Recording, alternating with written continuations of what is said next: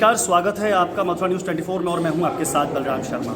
आज हमारे साथ ग्रामीण एवं विकास राज्य मंत्री महामंडलेश्वर निरंजना ज्योति जी हमारे साथ मौजूद हैं। चर्चाओं का क्रम प्रारंभ करेंगे, उससे पहले तो वृंदावन आई हैं, उनका स्वागत वृंदावन वासियों की तरफ से और खासकर चैनल की तरफ से।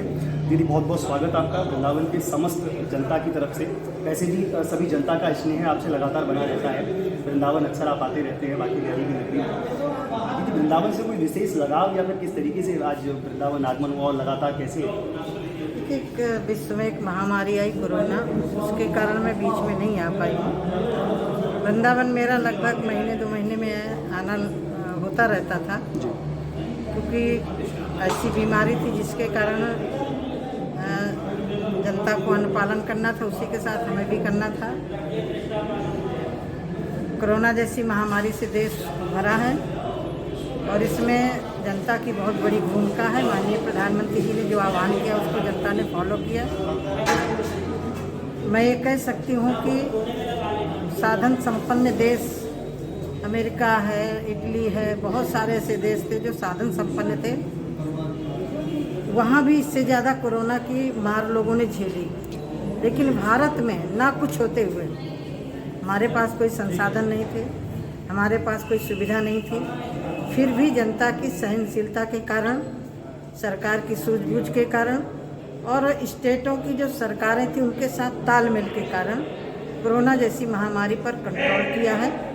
और अभी भी मैं जनता से अनुरोध करती हूँ कि सर्दी का सीज़न आ रहा है, हो सकता है कि उसका प्रकोप बढ़े, इसके लिए मास्क पहनना और दूरी बना के रखना ये बहुत आवश्यक है, क्योंकि जब तक कोई दवा नहीं तब तक सावधानी बरतना जरूरी है। जी बिल्कुल। दीदी उत्तर प्रदेश के अभी हाल ही में चुनाव हुए हैं, उपचुनाव जो है, क्या स्थिति मानती है भाजपा की आप चुनाव? देखिए, भारतीय जनता पार्टी जीत रही है और हम लोगों ने काम किया है। जी 2017 के बाद से पहले आपने देखा होगा, 2017 के बाद जी लाइट कितनी मारामारी रहती थी कि 2 घंटे 2.5 घंटे 3 घंटा आना, उसमें भी 10 बार कट होती थी। प्रधानमंत्री आवास योजना 2017 के पहले जबकि भारत सरकार करना चाहती थी, 2017 के पैसे हम उसको धरातल पर लागू नहीं कर पा रहे थे क्योंकि हमारी सरकार नहीं थी जी। 2017 के बाद बहुत तेज गति से प्रधानमंत्री आवास, स्वच्छता के तहत शौचालय, पंडित दीनदयाल ग्राम ज्योति के अंतर्गत गाँव में लाइट पहुँचाना, और सबसे बड़ी बात कि अभी मनरेगा के तहत जो मेरे विभाग का काम है, कोरोना के कार्यकाल में इस संकट की घड़ी में मजदूरों को काम देना, ये भी बहुत बड़ी सरकार की जवाबदेही थी और उसमें हमारी सरकार कामयाब हुई है।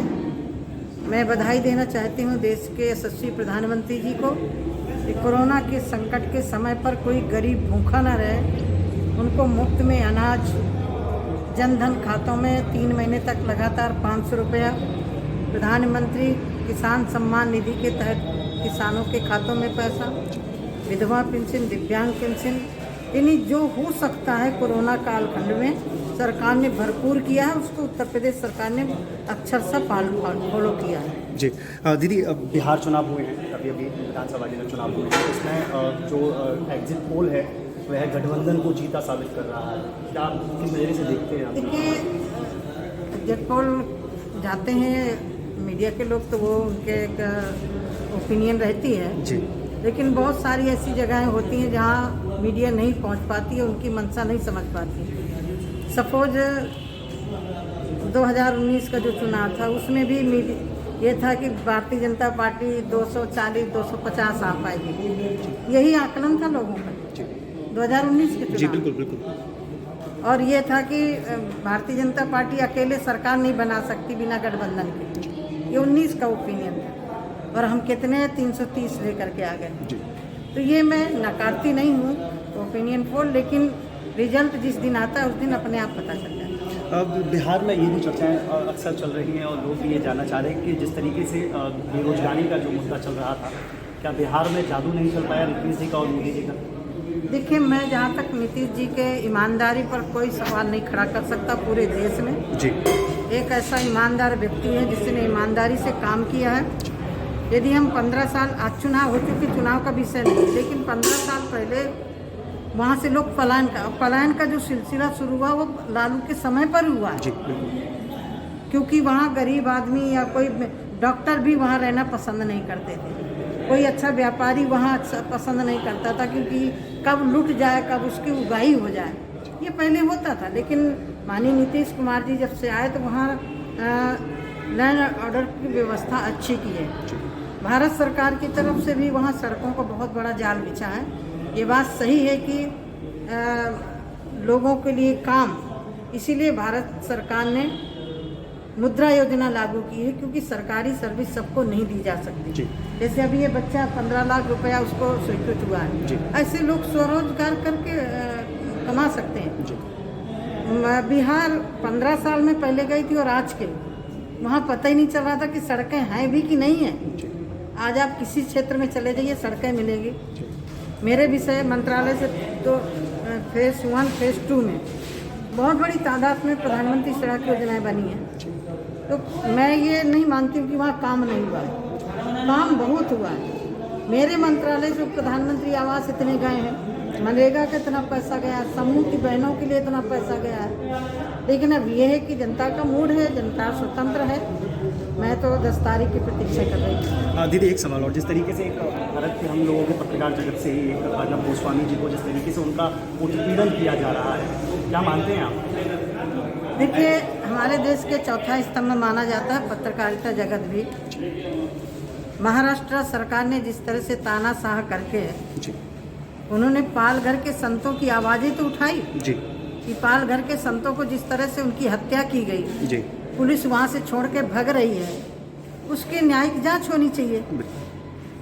उसका खामियाजा उनको भुगतना पड़ रहा है। मुझे तो लग रहा है कि ये एक तरह से आवाज़ को दबाने का काम किया गया, और ये उम्मीद उद्धव ठाकरे से नहीं थी। जहाँ बाला साहब ठाकरे इतने कट्टर हिंदुत्ववादी और विचार, उनकी नेक विचारधारा, अब मैं नहीं मानती हूँ, मैं नहीं समझ पा रही हूँ कि सोनिया गांधी के साथ मिलकर उनकी विचारधारा बदली है या स्वयं के विचार हैं उनके, लेकिन अच्छा नहीं हुआ। एक चीज़ और दीदी, बस जिस तरीके से अगर आप उद्धव ठाकरे की बात करें तो क्या नहीं लगता है कि कांग्रेसी कुछ कठपुतली जैसे है, उद्धव ठाकरे पूर्णतः रूप से? अभी इससे तो पता चल रहा है जी कि जिस तरह से दमनकारी वहाँ राजनीति चल रही है तो अच्छा नहीं हो रहा।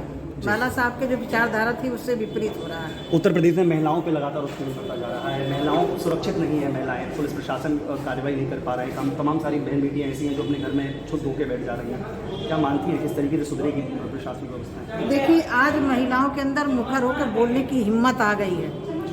पहले इससे ज़्यादा हो रही थी, लेकिन महिला अपनी हिम्मत नहीं जुटा, आवाज़ बुलंद नहीं कर पा रही थी। आज उन्हें विश्वास है कि हम अपनी आवाज़ उठाएंगे तो सरकार कार्रवाई करेगी। ये अंतर है, पहले भी हो रही थी घटना जी। मैं बहुत वर्षों से राजनीति, मुझे मालूम है, सपा का कार्यकाल देखा भी, बसपा का भी देखा है, तब हिम्मत नहीं लोग जुटा पाते थे। आज हिम्मत है, क्योंकि उनको मालूम है कि सरकार हमारे साथ खड़ी है। दीदी, अब की बार दीपावली पर अपने क्षेत्र के लोगों के लिए और पूरे देश के लिए क्या कुछ गिफ्ट है आपकी तरफ से? देखिए, गिफ्ट यही है कि कोरोना की महामारी के समय पर सावधानी बरतें, त्यौहार मनाएं। यह लक्ष्मी की पूजा का समय है और तमसो माँ ज्योतिर्गमय, अंधकार से हट के प्रकाश की ओर ले जाने वाला। और हम तो आज मैं बैठी हूँ बिहारी जी के प्रांगण पर। कोरोना मैं शायद 18 को आई थी और 22 से लॉकडाउन लागू हो गया था। मेरा मन कर रहा था कब बिहारी जी के मंदिर खुले तब जाऊँ। तो बिहारी जी की ये पावन पवित्र भूमि है, यहाँ से संदेशा जो भी जाएगा अच्छा होगा। जनता अपने सावधानी बरतते हुए अपने त्योहारों को मनाए, और बहुत बहुत शुभकामनाएं, ढेर सारी शुभकामनाएं देश की जनता को, वृंदावन की जनता को, अपने क्षेत्र की जनता को। बहुत बहुत धन्यवाद। तो इस तरीके से हमारे साथ रहीं ग्रामीण एवं विकास राज्य मंत्री निरंजना ज्योति जी। तमाम सारी चीज़ें बताईं, तमाम सारी चीज़ों पर टिप्पणियाँ भी की, और साथ में एक चीज़ पूरे देशवासियों से अपील भी कर गई कि इस कोरोना काल में लोग सुरक्षित रहें, मास्क लगाएं, सैनिटाइज़र का प्रयोग करें, सोशल डिस्टेंसिंग का यूज़ करें, जिससे कि देश सुरक्षित रह सके। ऐसी अन्य खबरों को देखने के लिए जुड़े रहिए मथुरा न्यूज़ 24 के साथ। मुझे दीजिए इजाज़त, फिर मिलेंगे नई खबरों के साथ। देखते रहिए मथुरा न्यूज़ 24। नमस्कार।